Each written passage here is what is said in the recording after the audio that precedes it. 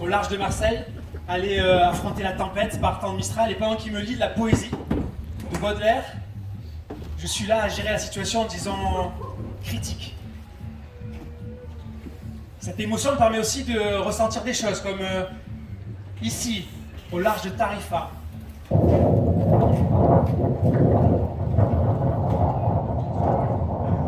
Cette personne-là perd son matériel, au large, 40-45 nœuds de vent.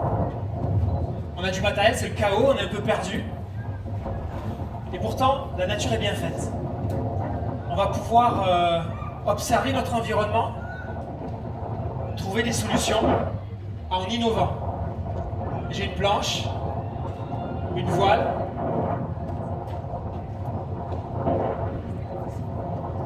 Il faut que je m'en sorte. Je sais qu'il y a une ouverture, je sais qu'il y a une solution. La voile peut me porter. Le flotteur me permet de naviguer. Je suis dans l'inconnu. Et je cherche, j'observe, j'analyse, j'innove. J'utilise mon innovation, elle me permet de monter sur la planche, commencer à me déplacer.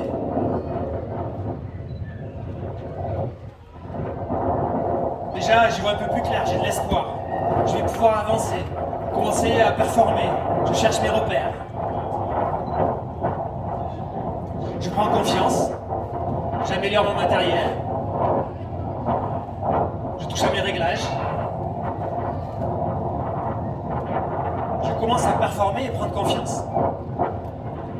Il y a une minute ou deux, j'étais dans le chaos. C'est dans notre vie quotidienne, c'est dans le monde professionnel. Mais là, je commence à performer. Je vais de plus en plus vite, j'affine mes réglages, je prends encore plus confiance. Et ma perception de l'environnement a changé. On se rapproche de la plage, le pilotage est plus fin, on va plus vite. On est même dans l'anticipation. On commence à jouer avec notre environnement. On subissait notre environnement, c'était le chaos dans notre tête. Et on trouve de la fluidité, de la vitesse.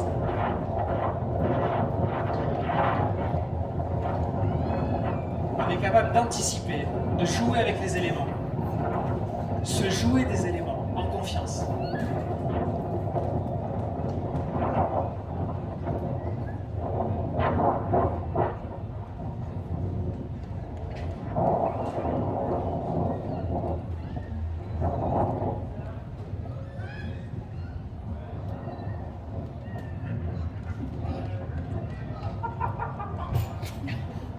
Mesdames et messieurs, Antoine Albo.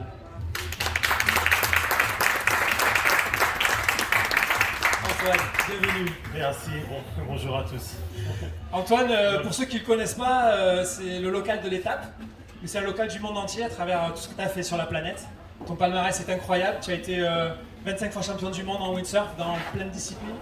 Tu as été l'homme le plus rapide sur l'eau avec ce fameux 49,09. En 2008, ouais. En 2008. Et aujourd'hui, tu es l'homme le plus rapide sur une planche à voile. Ben voilà, ouais, avec presque 100 km/h, 100 km/h en instantané, mais 98 sur 500 mètres, ouais. 98 km/h. Alors on va voyager un petit peu parce que le monde d'Antoine, aujourd'hui on parle beaucoup de Zephyr Project, mais je voudrais te remontrer ces images, si tu es d'accord, et que tu nous les commentes. Bah ouais, donc là, On était où, là on n'est pas très loin d'ici, on est à 3 heures d'avion, on est sur l'île de Fuerteventura aux Canaries. Donc sur une finale de Coupe du Monde avec un départ avec les meilleurs mondiaux. Donc les 8 plus forts de la planète, on va dire. Et puis là, j'étais à la lutte avec l'Italien Matteo Iachino. Donc on peut voir un peu que c'est pas facile de jiber, de tourner. Il y a beaucoup de clapots, le spot est difficile, il y a du vent. Là, on peut plus s'apercevoir des conditions, que ça tape. Le pied avant prend souvent dans l'eau. Et à la lutte, toujours avec Matteo qui est juste derrière moi là. Donc qui lui met tout dans ses possibilités pour me doubler. Il joue tout, il mise tout, il est à 200%. Quand tu es devant en tête comme ça, tu te dis je veux couper la ligne d'arrivée en tête bien sûr. Donc c'est vrai que tu pousses, mais tu essaies de ne pas prendre tous les risques. Donc c'est pour ça que derrière ça attaque très fort. Le plan d'eau est démonté, il y a pas mal de vent. Et là, on est vraiment au coude à coude. Et une petite faute d'inattention où je suis remonté un petit peu pour fermer la porte à Matteo et on se fait une petite touchette et il est déséquilibré et il tombe malheureusement pour lui. Donc malheureusement, il finit pas deuxième, il va finir sixième ou septième, je crois. Mais moi, j'empoche la victoire. Justement après une belle finale comme ça, donc c'est des images qui restent tout le temps dans ta mémoire, des images comme ça, surtout avec les couleurs et tout. C'est en plus quelque chose qui a été vu et revu, parce que voilà, c'est Oui. la lutte, quoi. C'est vraiment la... Voilà, on a la chance maintenant d'avoir les drones et tout, donc toutes les finales sont filmées et c'est vrai que quand j'ai posté cette vidéo, il y a eu des milliers de vues. Des Et centaines de milliers. ouais, elle a fait le tour de la planète et beaucoup de messages écrits, beaucoup de gens m'en reparlent encore maintenant. Deuxième univers d'Antoine, c'est la vitesse. Petite promenade en mer, n'est-ce pas? Donc là, bah oui, là on change de spot, on est sur le spot de La Palme, près de Le 4, où je pars pour un run de 500 mètres. Donc comme la préparation, on est dans le début du run, on rigole un petit peu et puis après on commence à se rapprocher de la plage, on rentre dans le run, ça devient vraiment sérieux, on peut voir aux expressions du visage. T'as l'air d'un mec, là, non? Voilà, mais surtout que la plage n'est pas très loin, il y a pas mal de bancs de sable, donc il faut vraiment lire le plan d'eau et pas faire d'erreur, pas décrocher, pas attraper un banc de sable. En fait, c'est cette bande-là que tu tires, là, je crois. Voilà, c'est cette planche-là. Donc Exactement c'est une petite allumette, quoi. Ouais. Voilà, Ceux qui le font de la run, planche à voile, ça fait quoi, 50 litres? ça fait 45 litres. Ah, pardon, 45 litres. Ouais. 45 litres. Donc le run c'est 500 mètres, hein, donc c'est à peu près une trentaine de secondes. Et puis voilà la fin du run, donc là on relâche un petit peu la pression, on se pose tranquillement.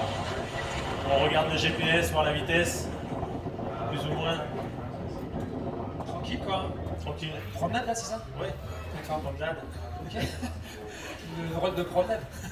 Après, les spots comme ça, c'est vraiment c'est toujours très facile parce que tu passes près de la plage, il n'y a pas de clapot du tout. C'est comme une route une autoroute très très lisse, mais bon, on est quand même dans l'edge là, dans la limite de s'envoler, de décrocher avec les drones. Donc une gamelle à ces vitesses-là, c'est toujours. C'est un joli terrain de jeu, en tout cas. C'est un beau terrain de jeu, mais ça peut être dangereux.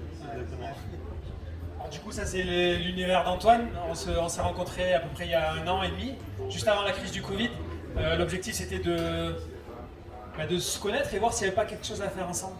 Et moi, mon univers, voilà. Ben voilà, pour ceux qui ne connaissent pas Marc Amerigo, ici, c'est un leader dans l'ultra performance. Et l'ultra performance, on est en plein dedans. Il y a beaucoup d'univers, beaucoup de sports, beaucoup de. Même les gens qui ont un travail normal, ils sont aussi dans l'ultra performance parce qu'il faut toujours faire mieux. Donc Marc, c'est un entrepreneur, conférencier, ingénieur de formation. On va pas dire son âge, hein, mais il est basé à Marseille. Et c'est un expert en innovation et performance. Il a pas mal de brevets à son actif. Et puis il est quand même diplômé de Centrale à Lyon. Ouais, ça c'est bon. Ouais, Qui, ça aide dans les contacts. On dit ouais, je fais Centrale. C'est dommage que ce soit comme ça, mais bon. Et Tant mieux. c'est une des plus Pour ceux prestigieuses qui ont un écoles diplôme. d'ingénieurs, c'est quand même. Ouais, Il faut c'est le bien. dire. C'est bien. Ça, enfin, ouais, c'est bien. Donc voilà, Marc il est ici avec nous et c'est vrai comme il l'a dit tout à l'heure, on s'est rencontrés il y a à peu près 1 an et demi, maintenant un petit peu plus. Ouais. Et puis on a été dans une petite année un petit peu difficile avec le Covid, l'année 2020. On a quand même bien bossé en 2020. On a bien avancé. Malgré tous les problèmes qu'on a eu. Donc, mon univers, moi, c'est celui de l'industrie en général et du sport extrême. En industrie, c'est comment on va travailler sur des refits de bateaux avec ce type de solution technique que j'avais développé dans les années 2010. Et puis c'est travailler en Afrique du Sud, c'est des grosses installations, 14 000 personnes en chantier, arriver à organiser des travaux pour protéger ce type de travaux. C'est aussi des centrales nucléaires où j'ai pu intervenir. Et une clé, enfin, trouver des solutions dans des situations critiques, on m'appelle toujours quand c'est un peu la merde en fait, pour trouver des idées, des solutions. Et ici, ce qui était très intéressant, c'est que malgré la difficulté technique, à 2h du matin, après 20h, c'est le sourire, l'énergie de l'humain, c'est le cœur de ce que je fais, associer la technique, pousser des paramètres techniques, et en même temps l'humain et le lien. Et donc mon univers, c'est les sports extrêmes, et c'est pour ça que quand je t'ai contacté, ça t'a intéressé, c'est ça.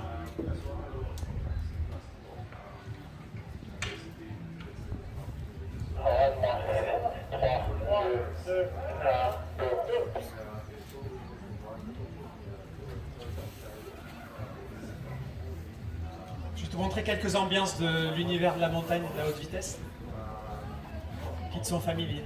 Oui, c'est vrai.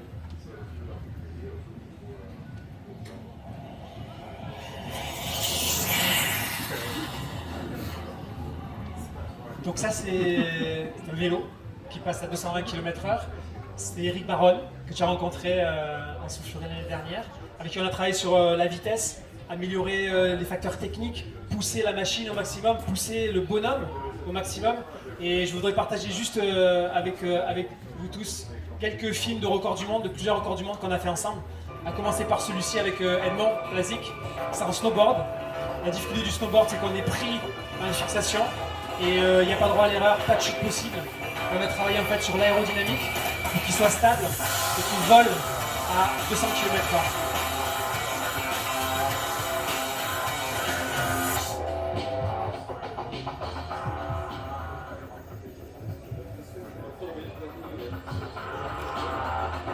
Objectif 203 km/h.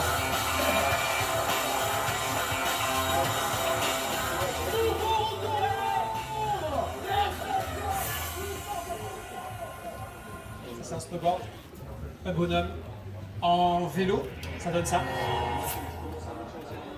Avec Eric.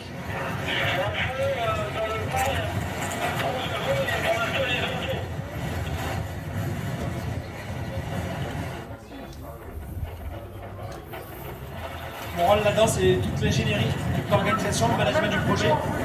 Je suis en haut avec le casque orange, donner le départ, coordonner les équipes, les yeux dans les yeux avec Eric. Ça, c'est un moment de record du monde.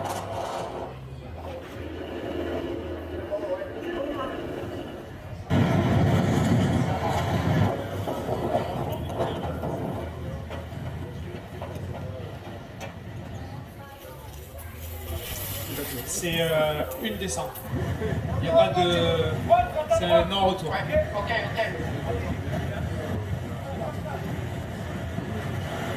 La piste est difficile en partie haute. La stratégie, c'est rester sur la gauche, assuré sur jusqu'à peu près 180 km/h et après tirer à droite. Et surtout pas lever la tête. Record à battre 222. Établi en 2000 et on est en 2015.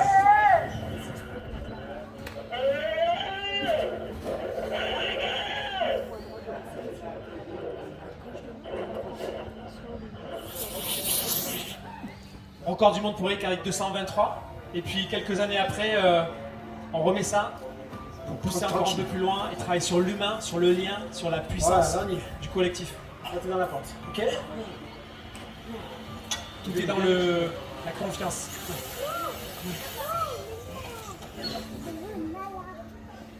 Il a confiance en moi, dans les équipes, et j'ai confiance en lui.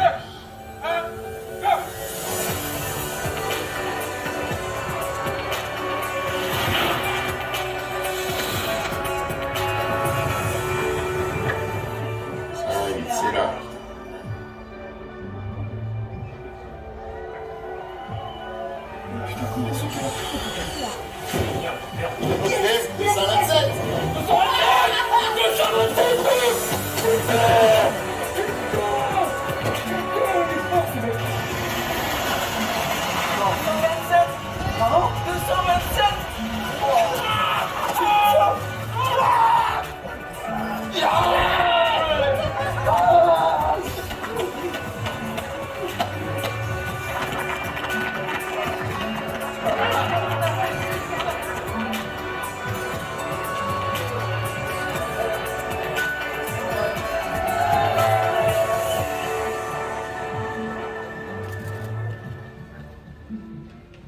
Je vais te montrer ces images parce que c'est là que ça se passe. Basculer d'un sport individuel à un sport collectif, créer ces moments puissants. On va vraiment pousser toutes les limites. Et c'est ça qu'on veut partager avec vous, à la fois sur le plan des personnes, du lien, combien on est puissant collectivement. Puis on va rentrer aussi dans la technique parce que vous êtes aussi là pour ça. Savoir qu'est-ce qu'il y a dans Zephyr, qu'est-ce qu'il y a derrière, quelles sont nos avancées. Et on va aller explorer tout ça. Je voulais partager juste cette phrase. Impose ta chance du poitron des chars, serre ton bonheur et va vers ton risque. à te regarder, ils s'habitueront.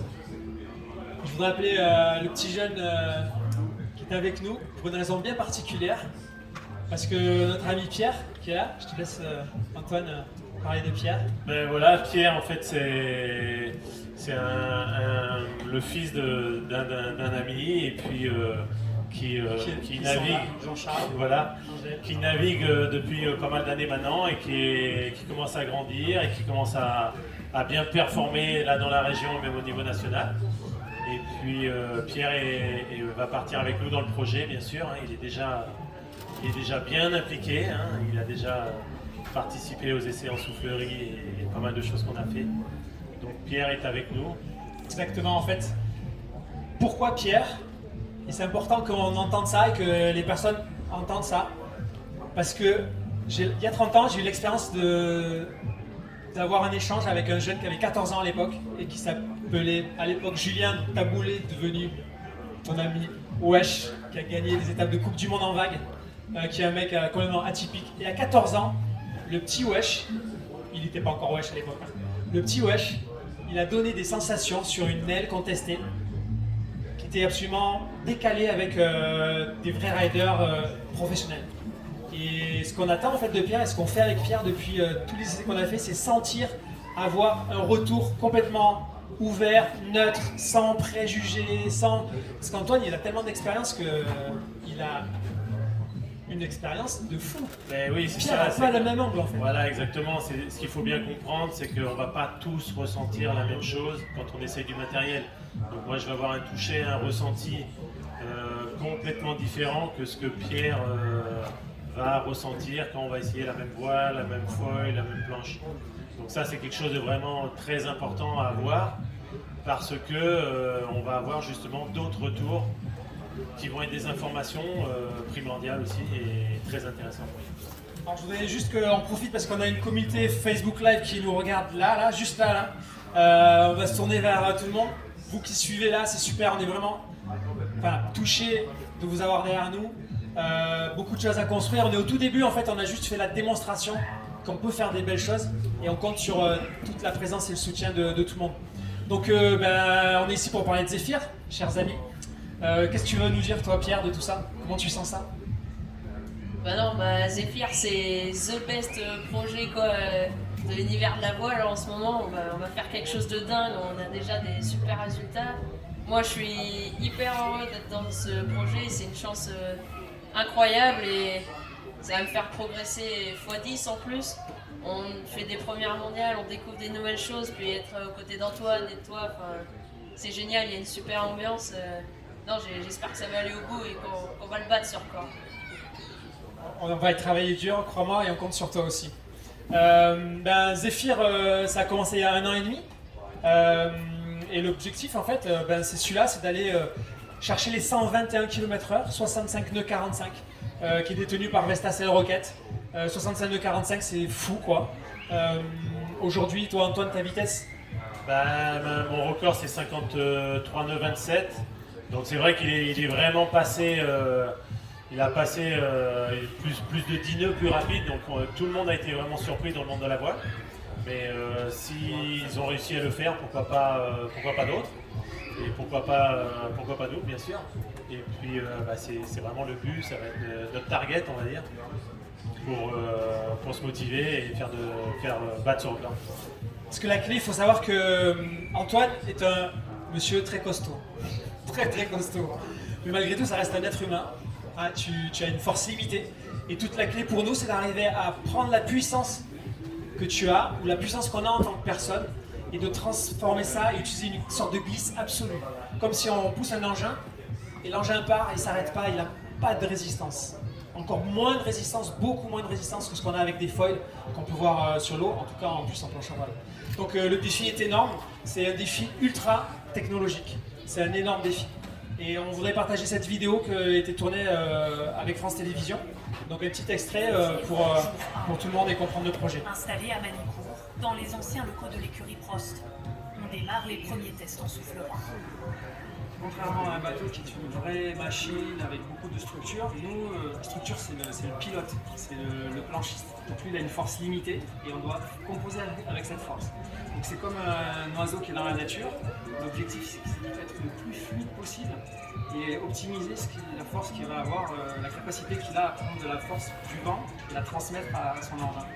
Dans la pièce voisine, le corps d'Antoine Albo est modélisé en 3D.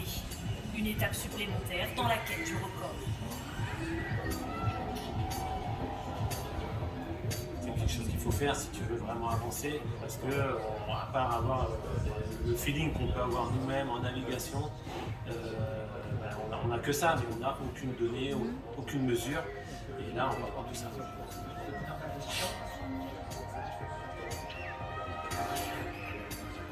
On se rend compte que partout l'air arrive sur le corps d'Antoine. À l'endroit où on arrive, il n'est pas trop mal. On regarde, si tu regardes là, en fait, on voit que la fumée se sépare bien autour du corps.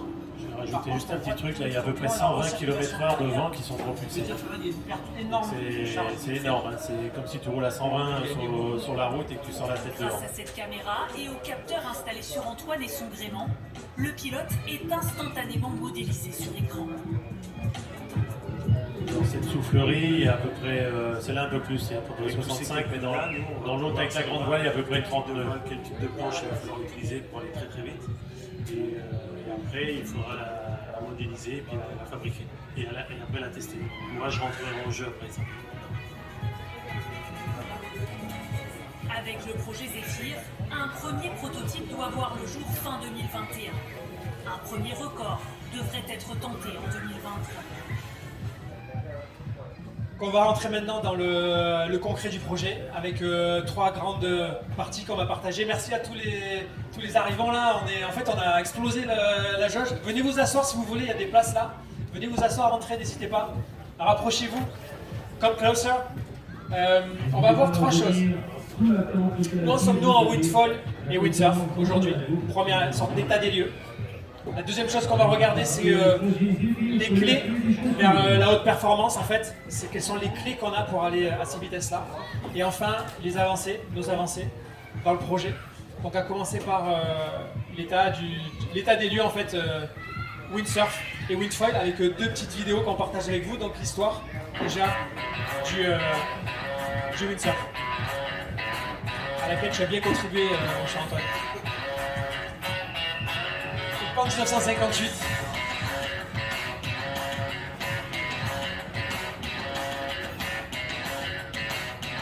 Ton papa avait vraiment participé au lancement de la planche. Hein. Et oui, il a commencé d'extérieur en France dans les années 72-13.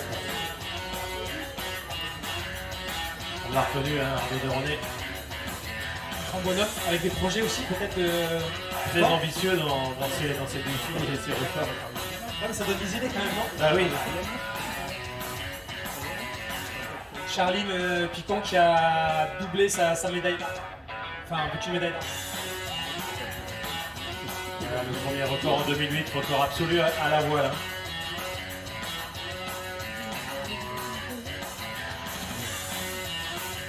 Donc ça, c'est la Namibie, c'est le run de vitesse en Namibie qui est creusé dans une lagune. Donc vraiment le spot idéal pour faire les records en planche. Très peu profond, donc pas utilisable avec un foil. Sans parler du risque de crash.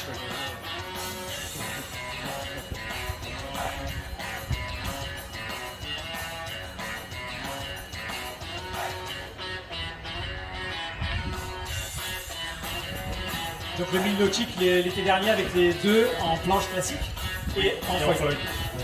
Deux records du monde sur le 1000 nautique.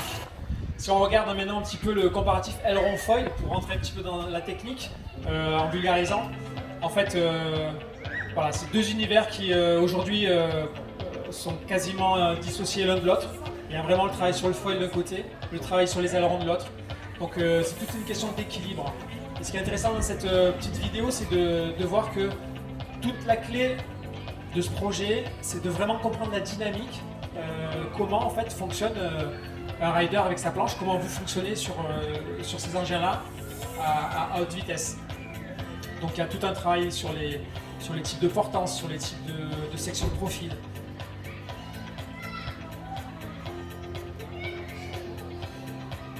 Je travaille beaucoup sur aussi les profils asymétriques maintenant. Oui, bon là c'est pas une figure de style, hein, c'était juste une bonne catapulte, on va dire. Ça t'arrive quand Oui, même. ça arrive. Ouais.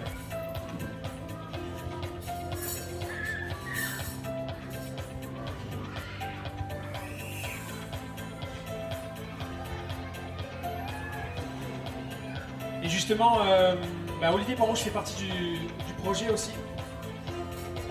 Il travaille sur les ailerons, beaucoup. Donc la dynamique, les équilibres en fait, entre un foil et un aileron n'ont absolument rien à voir, ce sont deux mondes complètement différents.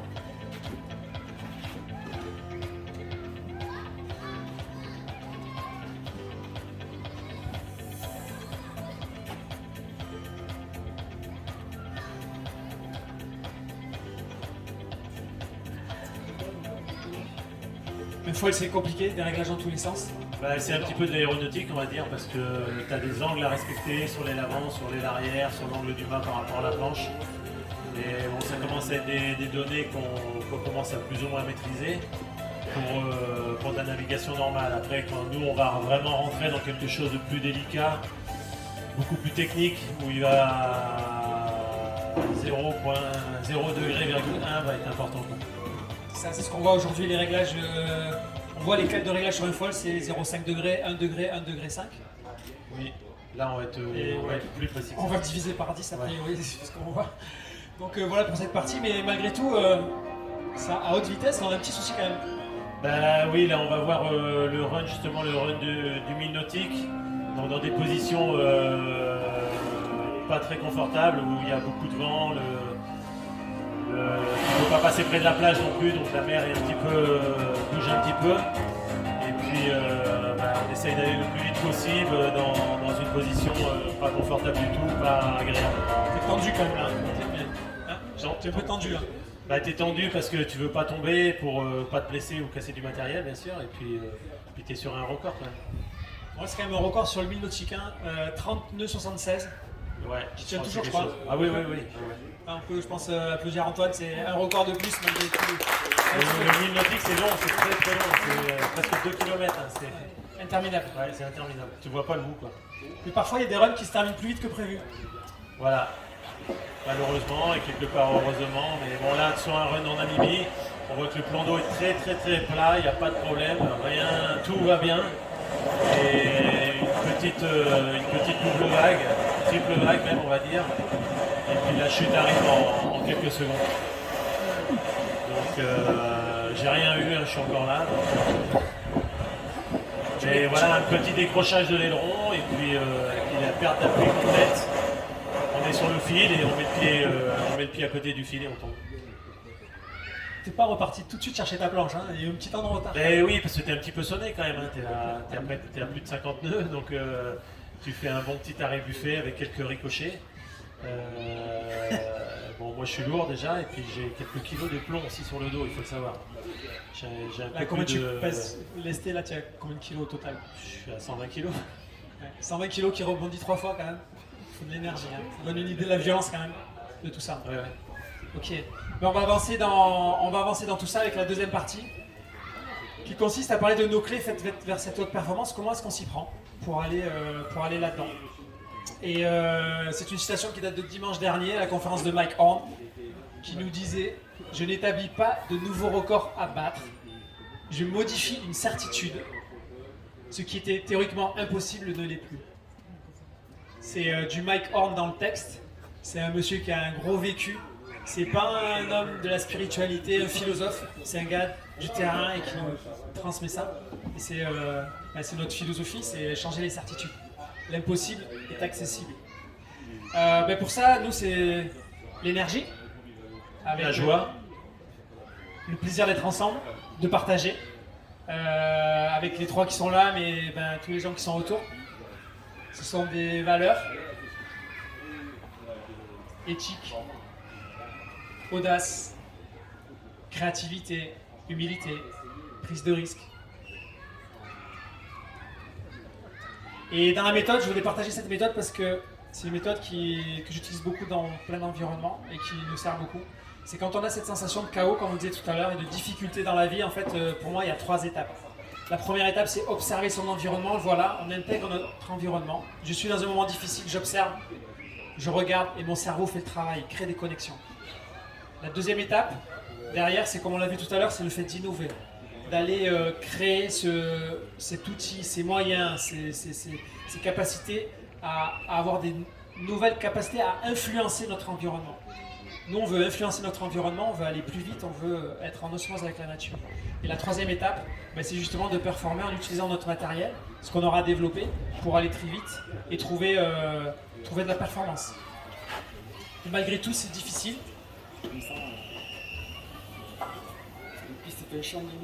D'expérience, quand on mène un projet, en termes de management, il y a des moments très, très difficiles. On ne peut pas partir, on doit repousser une tentative, on est loin de tout. Il est possible qu'on ne puisse même pas avoir des conditions la même année. C'est-à-dire qu'on peut peut-être perdre 1 an pour une tentative de record du monde alors qu'il y a la pression des médias, il y a des attentes importantes. Et tout ça, c'est l'expérience qu'on partage dans Zephyr et qu'on va développer dans Zephyr, savoir faire le break, créer un collectif puissant pour avancer efficacement. Et ça, toi, tu le vis avec tes yeux d'enfant. Et avec Antoine, tous les deux, on le vit avec notre expérience de vie à chacun et avec toute l'équipe qui est autour de nous. Donc notre partie là, maintenant, c'est nos avancées Zephyr Project et comment on est organisé. Donc, voilà, l'ingénierie. Plein de domaines. Et oui, il faut savoir qu'il y a quand même énormément de personnes qui sont derrière, que ce soit des entreprises ou des gens personnels. Impliqués, Voilà, il y a à peu près 100 personnes qui sont derrière nous et ça travaille. Nous, c'est vrai que on voit que nous sur le devant de la scène, mais il y a du monde derrière. On a pu voir dans Nouvelle-Calédonie, Hawaï, San Francisco, San Diego, toute l'Europe. Même tout ce qu'on a fait en France aussi, dans les souffleries, tout partout. Donc il y a quand même énormément de monde qui sont derrière nous. Alors tout ça, ça commence avec évidemment la réflexion du calcul. On ne va pas direct sur le terrain avec des prototypes. Et vous voyez la tête circonspecte des gens là-haut. C'est tous des grosses têtes à droite là. Martin Fischer en haut à droite, c'est le designer de Luna Rossa, actuel designer d'Ineos. Donc c'est des gens qui ont un peu d'expérience.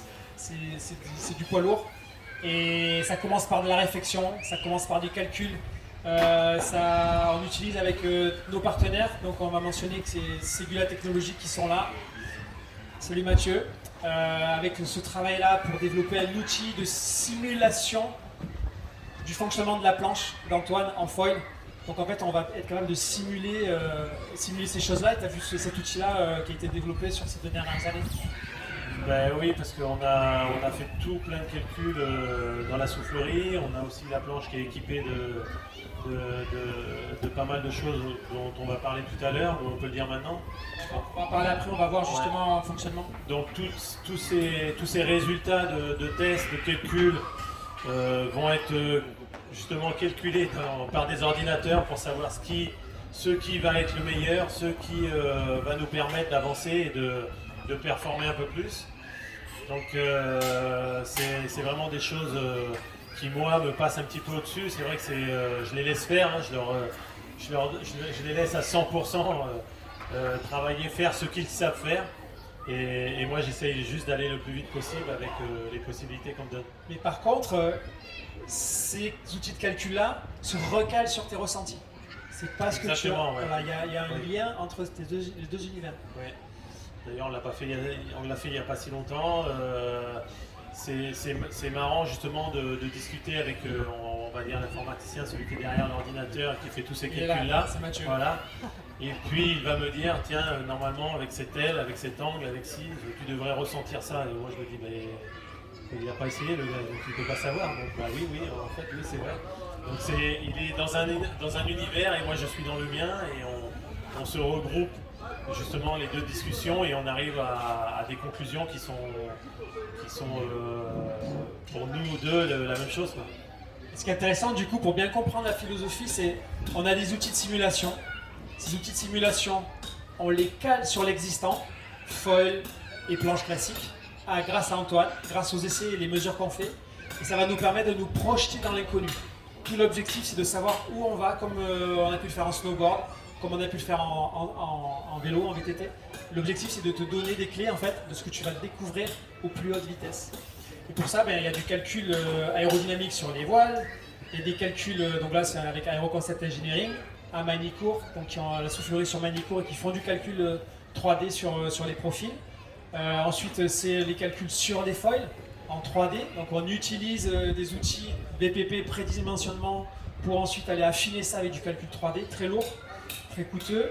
Puis on va intégrer tout ça, c'est tout un ensemble, pour avoir justement la meilleure simulation numérique possible. Et puis derrière ça, c'est du concret aussi, avec toutes ces étapes-là qu'on va vous commenter tous les trois. À commencer par cette soufflerie, où on était à Saint-Cyr-l'École chez l'IA Decnam. Voilà, sur Paris. Où justement, là, on a un vent qui se rapproche au maximum des conditions de vent qu'on a réelles, parce que c'est vrai que toutes les souffleries avec des petites veines, du vent très très fort, le vent est très canalisé, il est très régulier. Là on se retrouve, vous voyez le mur noir derrière, c'est, je sais plus, il y a une vingtaine de ventilateurs. Donc le vent est comme dehors quasiment, il n'est pas régulier comme il pourrait être dans une petite veine.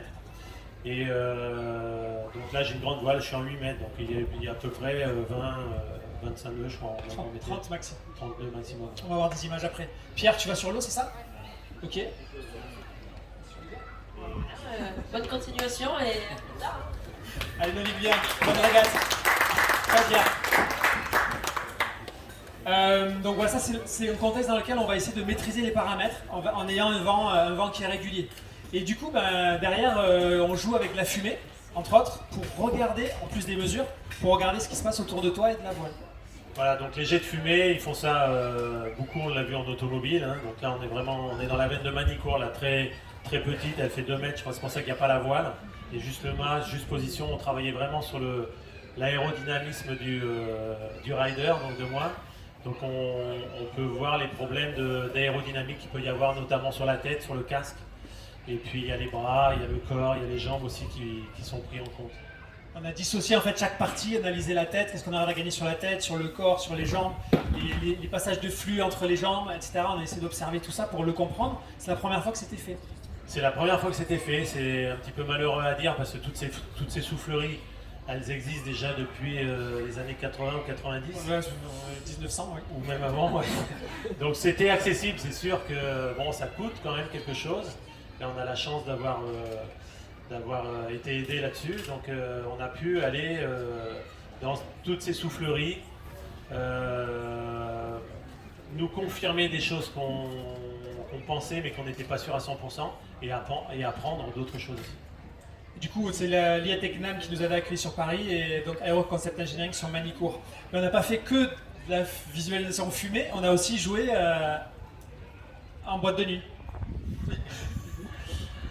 Ouais, donc là, qu'est-ce qu'ils avaient mis déjà sur la combi, Marc? C'est en fait, qu'est-ce qu'on a fait? On a badigeonné Antoine avec une sorte de solvant, avec des colorés avec du fluo.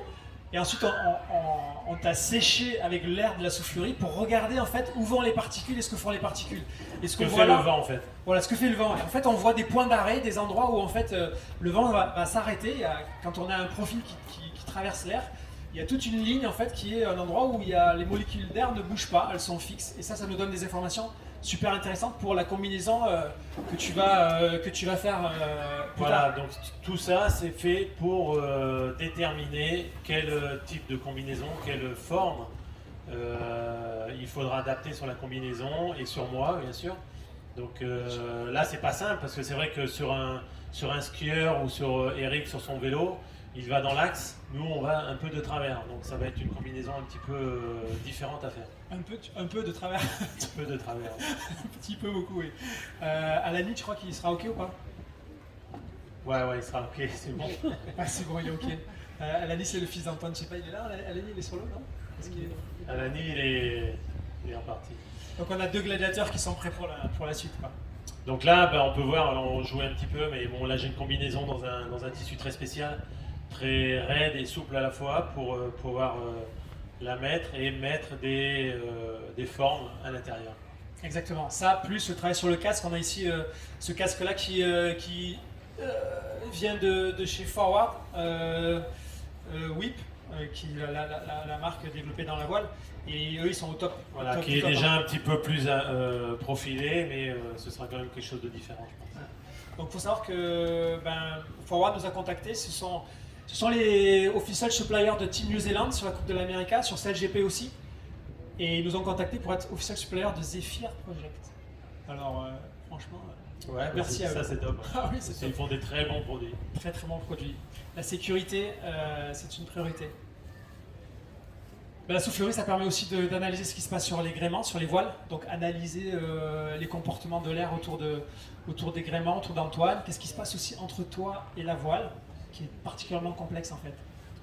Ça, c'est quelque chose qu'on a découvert en fait. On ne pensait pas que c'était l'interaction entre moi et le profil de la voile, ce que faisait le vent, et on s'est aperçu que il y avait une petite canalisation entre les deux qui était importante à savoir et à utiliser. Et tout ça c'est intéressant, mais je sais pas ce que tu as joué là, tu peux me dire ou pas? Là, j'allais jouer au foot, non? Je sais pas, on va voir de quoi il s'agit. Ah ben oui, c'était sur Aliate CNAM où on a travaillé sur ton comportement, tes positions, ce qui s'appelle du motion capture. En fait, les gens du cinéma sont venus nous trouver. Je parle de Benjamin Lester qui, lui fait Les Mignons. Vous avez vu les films Les Mignons? C'est lui qui dirige tout ça. Moi, Moche et Méchant, c'est tous ces films d'animation. Et Benjamin nous a contactés en disant j'aimerais bien faire je sais pas, quelque chose. Donc c'est quand même surprenant, mais ce qui est intéressant, c'est l'interdisciplinarité. Comment on va prendre un savoir-faire d'un univers et le transférer dans le nôtre. Et pour ça, on a travaillé justement sur Antoine et le gréement. Et du motion capture. Là, tu faisais le pantin. c'est de la calibration en fait. On enregistre avec des petits points, des petits marqueurs qu'on pose sur le bord. C'est une aventure ça. C'est énorme, j'ai vraiment hâte de voir le résultat. Voilà, Ça, ils font la même chose pour tout ce qui est les jeux vidéo de foot par exemple, ou même les films comme les dessins animés. Donc là, on voit les points en fait. C'est assez incroyable. Il y avait des points aussi collés sur la voile, Voilà, c'est on pour le ça voit. qu'on voit la voile aussi. Donc tout le travail a consisté à analyser. Là, on voit très bien le comportement d'Antoine, alors qu'il y a très très peu de points. Hein. Et on voit une image. Et en fait, de cette image-là, qu'est-ce qu'on va venir faire? On va venir coller un dessin d'ensemble qui va nous permettre de connaître avec très grande précision et au millimètre en fait ce que fait la voile. Regardez. En fait, ce sont les mêmes images dans lesquelles on est venu coller le profil de la voile. Et ce qui est très intéressant là-dedans, c'est qu'une fois que cette scène est digitalisée, qu'on l'a en fait en boîte, c'est comme une scène de cinéma. Une fois que cette scène est digitalisée, on peut aller se mettre à l'intérieur de la scène, comme si on rentrait digitalement dans la scène, et on va pouvoir analyser. Donc là, ici, ce qu'on a, c'est on a des variations de profil de notre voile de bas en haut. Donc là, on a tous les angles en fait de variation de profil de la voile, de cette voile-là. Donc ça, c'est à 8 mètres carrés de C'était la compétition. 8 mètres, où on avait tout collé ces petits capteurs. Et en fait, on est capable d'aller faire des mesures très très précises au millimètre près à l'intérieur de la scène qui a été tournée et dans laquelle du coup on va avoir beaucoup d'informations sur le twist, la dynamique de retour, etc. etc. Donc on a en fait quelque part validé cette façon de faire, cette analyse pour les futurs protos qu'on va développer. Donc là on est vraiment dans le cœur, ce qu'on dit là, c'est des choses qui sont aujourd'hui pas vraiment diffusées. Et puis voilà, on va passer à l'eau, non? Qu'est-ce que t'en penses? Bah ouais, il faut aller naviguer un peu. On va gréer, puis on va regarder cette partie-là de la centrale inertielle, de ce matériel. Pendant que je connecte, qu'est-ce que tu penses de cette planche? D'abord, qu'est-ce qu'elle a fait cette planche? C'est celle du record C'est celle du record, oui. Bon, ça, c'est les planches qu'on a actuellement. Là, ce que Marc n'a pas dit, c'est qu'on a 2 prototypes qui sont en fabrication, qui vont être terminés d'ici une semaine ou 10 jours. Donc, on a une planche de foil qui va être bien plus performante que celle-là, avec des formes complètement différentes, surtout sur la carène, un petit peu plus petite aussi. Et puis avec notamment les décaissements aussi pour mettre la centrale inertielle. On voit les 2 petites antennes là sous les petits capuchons blancs. Et puis on a un prototype de planche aussi à aileron, petit peu plus basique pour voir si on va réussir à faire quelque chose d'un petit peu meilleur. Donc ça c'est ce qu'on a comme matériel ici. En fait, on a une centrale inertielle qui est utilisée dans l'aéronautique. Les Ultimes, les IMOCA utilisent ce matériel-là, il est embarqué. Toute la difficulté, nous, c'est de miniaturiser ça pour avoir de l'information quasiment en temps réel. Et en fait, on voit ici, vous voyez les données embarquées là sur l'écran. Ça bouge ou pas? Oui. En fait, on est capable de travailler sur les différents angles et du coup avoir des consignes, à la fois comprendre exactement ce qui se passe, mais aussi avoir des consignes à te donner. Par exemple, sur l'angle de navigation, sur le pitch. On a beaucoup parlé aussi notamment avec Segula, sur les angles qu'il faut apporter, qu'il faudrait apporter, qu'il faut améliorer sur la navigation. Parce qu'on navigue avec les planches à foil, on ne navigue pas avec la planche à plat. Donc on a un certain angle selon si on remonte au vent, quel angle par rapport au vent on va. Donc ça va vraiment bien nous servir. Alors, ce qui est intéressant, c'est qu'en termes de précision, on a des précisions extrêmement fines. Donc on est à peu près à 2 cm de position dans l'espace. C'est-à-dire qu'on sait exactement, cet avion, c'est un avion en fait, on connaît exactement sa position sur la planète à 2 cm près. Donc sur la hauteur de vol, on est capable d'avoir la hauteur de vol en fait par rapport à l'eau. Grâce à ça, on est capable de connaître les angulations en dessous du 10e de degré. On a les vitesses, les accélérations, et tous les déplacements. Vitesse, accélération... C'est comme un compteur de voiture, mais en 100 fois plus précis, quoi. Donc c'est un outil de travail pour comprendre ce qui se passe, mais aussi pour après suivre la façon dont on va tester les protos et comment toi tu vas arriver peut-être à respecter une consigne qui est sur un écran. Admettons, je dois naviguer à 18 degrés, je vais essayer de caler peut-être 18 degrés, peut-être qu'on n'y arrivera pas. Et c'est tout ce travail entre ta perception, ta capacité de réaction, et puis le matériel qu'on va développer exprès. Ben voilà, c'est ça, ne serait-ce que changer l'aile avant du foil. Donc tu fais un run avec une aile, on va dire A, et puis tu repars avec l'aile B. Et ben, tout de suite, avec ces éléments-là, on va vraiment savoir quelle aile est la plus performante. Donc il y a un ressenti, il y a toujours un ressenti du rider. C'est sûr qu'on a plus ou moins des facilités à savoir si on va plus vite avec une aile A ou B, mais là ça va être écrit, ça va être clair et net. Alors là où c'est intéressant, c'est que ça crée des rapprochements en fait quand on va analyser les données, parce qu'on a un écran, on est sur l'eau, ça change les habitudes de travail, c'est différent. Il faut essayer de comprendre les données embarquées. On est en mer et c'est pas toujours simple entre l'électronique. L'électronique aime pas trop l'eau. Hein. Bah oui, c'est sûr que venir avec l'ordi au-dessus de l'eau, c'est pas fait pour, mais bon après on va voir ce qui va se passer. Bon après ça donne là on navigue avec du matériel un peu proto, même beaucoup d'ailleurs, et c'est là que ça se passe. C'est ton univers, et nous tout ce qu'on essaie de faire, c'est vraiment comprendre tes perceptions. De la glisse et de la bonne glisse. Pas facile les conditions parfois, hein, on n'est pas sur un ponton tranquille.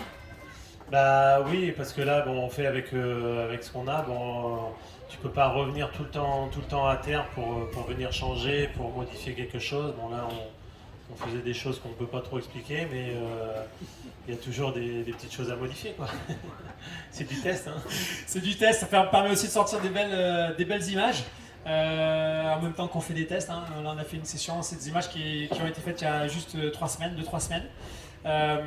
Et puis c'est bien quand on arrive à choper des bonnes données, parce qu'on va pouvoir travailler avec des gens comme Mathieu, avec des gens qui sont au calcul, et quand c'est dans la boîte, on arrive à avoir des super données super intéressantes, comme ici on va avoir tout un tas de caractéristiques de vitesse. Là tu as une pointe, tu es à 32, tu te balades à 32 nœuds, c'est pas facile, c'est des conditions difficiles. Et après tout ça, c'est enregistré, on a tout. Tout est enregistré.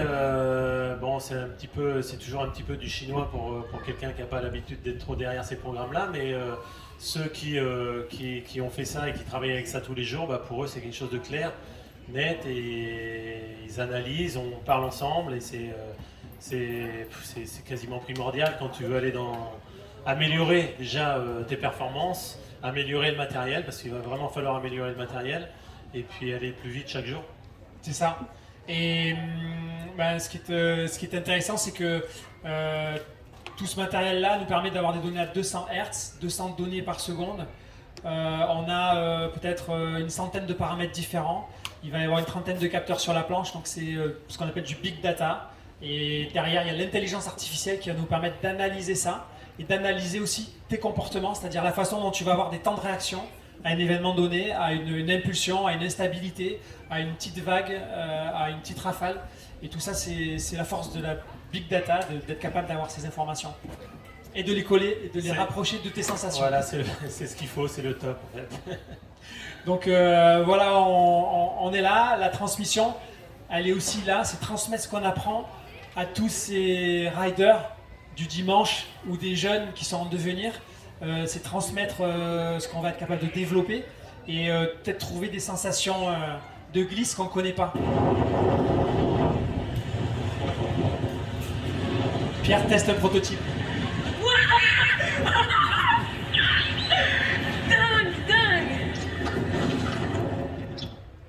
Bon, il était parti avec la planche. Là. C'était une première pour lui, et c'est clair, quand on le voit réagir, Pierre navigue déjà pas mal, enfin pas mal souvent, et là il était parti avec la planche, avec celle-là d'ailleurs, là, et puis il a eu des nouvelles vitesses, des nouveaux top speed, et bon, on voit qu'il était quand même assez content. Il était content, exactement. Notre programme, c'est celui-là, donc 3 années devant nous. 2021, on est sur des phases de prototypage, on est en cours de fabrication de prototypage, et donc c'est une phase hyper sensible parce qu'on est dans une phase de financement, de besoin de financement. Nous, on a un rêve qui est fou. On a des gens de la technique et qui nous amènent vraiment beaucoup de savoir-faire, comme on a cité plusieurs entreprises tout à l'heure. Mais c'est pas tout. Pour ça, il faut financer. Et nous, on a nos savoir-faire dans nos domaines respectifs et on a besoin de soutien. Donc c'est pour ça qu'on a lancé cette campagne de crowdfunding et qu'en même temps, on a des sponsors avec qui on est en contact et qu'on sollicite. 2022, c'est travailler sur les données, arriver à encore mieux comprendre le lien entre le matériel et tes sensations. Et puis 2023, c'est être capable de pousser les choses encore plus loin. Et reprendre le record du monde de vitesse à la voile, bien sûr. 65-45. Sur le plan médiatique, ça a beaucoup bougé. Si vous êtes là, c'est que vous avez entendu parler de Zephyr Project. En fait, on a touché 130 millions de personnes l'hiver dernier, en 2-3 mois de campagne après ce qu'on a fait en Soufflerie. Il y a un énorme potentiel. On a Canal+, qui a signé pour un film sur ta vie, film, oui. 90 minutes. Sur 90 minutes, avec une partie sur ta carrière, et puis il y a aussi une grosse partie sur le projet, et sur en fait, ta future carrière. Oui, voilà, je pense qu'ils vont faire quelque chose de vraiment bien. Ils sont très très très motivés, et c'est étonnant de voir qu'un groupe comme ça nous court un petit peu après, quoi. Ça fait plaisir en tout cas. Ça fait très plaisir. On a besoin de soutien. Quand on pousse la machine, on a vraiment besoin de soutien. Et ça fait très plaisir. Juste pour conclure, une image.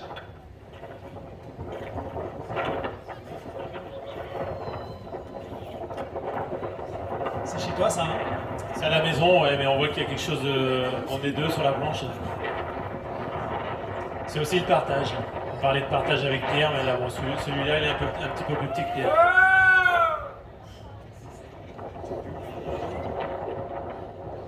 C'était un bon moment en tout cas sur l'eau. C'est un super bon moment, ouais. C'était un beau moment, on est content de l'avoir en boîte. C'était pas prévu, c'était complètement inattendu. Donc voilà pour conclure ça.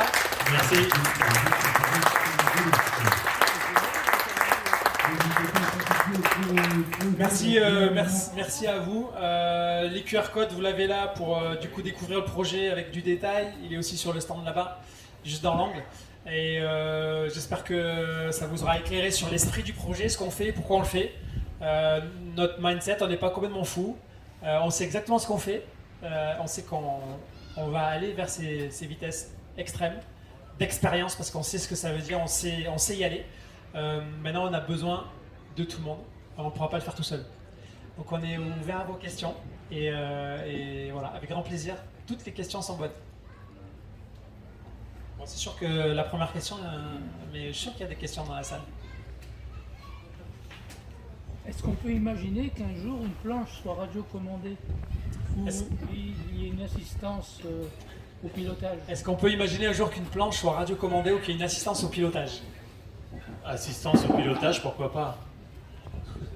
Après, radio télécommandée, oui, sûrement dans un futur lointain, mais une assistance au pilotage, je pense, ouais, pourquoi pas. L'objectif, c'est de rendre les sensations, je dis pas la performance, parce qu'on n'est pas forcément dans la recherche de performance. Pour preuve, il y a Sam Esteve, qui est un des tout meilleurs mondiaux en freestyle, qui rejoint la team Zephyr Project, là, officiellement maintenant. Et lui, il est en freestyle, il ne cherche pas de la vitesse. En fait, c'est comment on accède aux sensations. Que ce soit de la vitesse, que ce soit de la souplesse, vraiment du plaisir de naviguer. Comme on voit la wing, qui n'est pas très rapide, mais c'est beaucoup de plaisir. En fait, ça, c'est comment on y accède, c'est avec une aide. Sinon, certains sports sont inaccessibles. Dans votre projet, quels sont les concurrents sur les autres supports Ouais, ben justement, il y a quelque chose qu'on n'a pas dit, hein, c'est qu'il y a d'autres projets, il y a 2 autres projets qui sont plus ou moins en bateau piloté, engin piloté, on va dire. Là, le projet Zephyr, ça va quand même être à la force humaine. Ça veut dire que si tu bordes pas, tu n'avances pas. Les projets qu'il y a, comme avec Alex ou Donc Sirocco, pour ceux qui et connaissent pas, le SP80, ils vont être dans un bulbe, dans un ovni. Il y en a un qui va piloter et l'autre qui va plus ou moins border pour accélérer ou pas. Là, je serai sur la planche seule et à la force du bras, quoi. Donc c'est juste pour donner l'info, Sirocco, c'est un projet qui utilise le principe de l'aile d'eau. Donc c'est un kite avec une ancre en opposition qui va être dans des plages cavitantes. Et au milieu, il y a une nacelle qui est suspendue entre les deux. Donc il y a un énorme enjeu de pilotage et d'équilibre en fait entre le kite surpuissant et l'ancre surpuissante. Et pour que cet engin puisse aller à ces vitesses-là, donc ça c'est un énorme enjeu, énorme défi technologique. Donc on leur souhaite aussi tout le succès. Hein. L'intérêt c'est que tout ça avance, ça fasse bouger la technologie. Et puis le deuxième projet c'est SP80 qui est dans un schéma qui est entre, je dirais, ça se rapproche de Vestas Sail Rocket qui a le record actuellement. Donc c'est un bateau qui est vraiment en appui sur l'eau et qui va aussi utiliser l'appui sur l'eau et les appendices pour garder un équilibre. Mais les deux, ce sont des bateaux, des engins qui utilisent une énorme puissance en fait développée au niveau du vent. Donc c'est un petit peu différent de notre approche. Nous, on est dans vraiment quelque chose où on va aller chercher un domaine de R&D, de recherche-développement à la surface de l'eau pour trouver cette forme de glisse absolue. On n'a pas de réserve de puissance. Donc tout l'enjeu est là. Sur la recherche avec les différents domaines, comme on est sur l'humain, là, parce qu'il n'y a pas de choses au niveau thermique aussi sur l'aide. La fatigue, comment. En fait, sur les nombres de runs, je pense que ça va. On analyse tous les paramètres physiologiques. On va analyser tous ces paramètres physiologiques, donc ça fait partie de l'équation en fait, hein, pour nous, que tu n'as pas sur une machine. Après, quand j'ai fait le record du monde en 2015, dans la journée, j'ai fait 17 runs, ce qui est énorme parce que le run fait presque 1,2 km. Il faut revenir en voiture. C'est quand même très très physique. Moi, j'en ai fait 17 et les autres, ils faisaient 6 runs, 5 runs. Donc là, sur des records comme ça, je pense pas qu'on fera autant de runs, parce que ça va être plus comme les runs d'Eric Baron en vélo ou en snowboard. Ça va plus être des runs qui vont être quasiment sûrs d'aller très vite. Moi, j'ai fait énormément de runs parce que j'étais à chaque run, j'étais à la limite de faire le record. Donc il fallait que je passe un maximum de fois pour avoir les meilleures conditions de vent, les meilleures conditions d'eau. Donc il fallait que je me suis donné les moyens de passer le plus de fois possible. Donc là, on sera dans une optique un peu plus différente, je pense. On n'a pas encore discuté, mais je pense que ce sera plus. En fait, on va aller vraiment travailler sur des fenêtres de tir, entre guillemets, où on va avoir une information météo du plan d'eau pour donner un go à Antoine. Peut-être qu'il y aura que 5 runs dans l'après-midi. et qui vont être hyper préparés. Plutôt que de faire 15-20 runs, 15-20 runs, c'est bon pour du développement, mais dans une logique de record, en fait, c'est au niveau énergétique et mental, c'est vraiment un focus total sur un instant, en fait, très court. Une autre question, je sais pas si... faut qu'on rende la salle. Freddy, faut qu'on rende la salle? Ok, il faut qu'on rende la salle. On remercie Marcel Hugo. Merci à tous. Et à François Labou pour leur projet Zéphyr. Merci à tous les followers. On est présent sur le stand. On est présent sur le stand. Vous pouvez venir discuter pour poser les autres questions. Merci à tous. Merci pour votre présence. Merci infiniment. Merci Freddy. On l'a dit déjà. On a dit on peut flasher le code avec KissKissBankBank qui est notre funding, ou le faire suivre, le faire passer. Également sur le stand, vous le trouvez. Notre stand est juste à côté. Merci à tous. Bon après-midi. Merci. Et voilà. Conférence sur le